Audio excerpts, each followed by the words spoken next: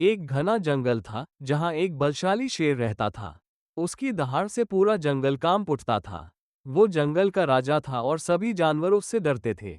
लेकिन समय का खेल देखिए, एक दिन शेर अचानक बीमार पड़ गया। उसकी हालत इतनी खराब हो गई कि वो शिकार करने के लिए भी बाहर नहीं जा पा रहा था। धीरे धीरे उसकी ताकत कम होने लगी। जंगल के जानवरों को लगा कि अब उनका राजा शायद नहीं बच पाएगा। शेर ने भी हार मान ली थी और अपनी गुफा में अकेला पड़ा था। इसी जंगल में एक छोटी सी बिल्ली भी रहती थी। वो शेर की हालत के बारे में सुनकर बहुत दुखी हुई। वो जानती थी कि शेर ने हमेशा जंगल के संतुलन को बनाए रखा है। अगर शेर नहीं रहा तो जंगल में अनहोनी हो सकती है। बिल्ली ने हिम्मत जुटाई और शेर की गुफा में गई। शेर ने कमजोर आवाज में पूछा, तुम यहाँ क्यों आए हो बिल्ली? क्या तुम मुझ पर हंसने आए हो? बिल्ली ने विनम्रता से कहा, नहीं महाराज, मैं आपकी मदद करना चाहती हूँ। शेर ने हंसते हुए कहा, तुम इतनी छोटी हो, मेरी मदद कैसे करोगी?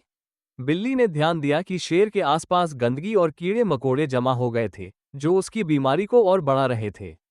उसने सबसे पहले शेर की गुफा को साफ किया। फिर वो जंगल के हर्बल पेड़ों और झाड़ियों से औषधियां इकट्ठा करने लगी। हर दिन बिल्ली शेर को औषधियां खिलाती और उसकी सेवा करती।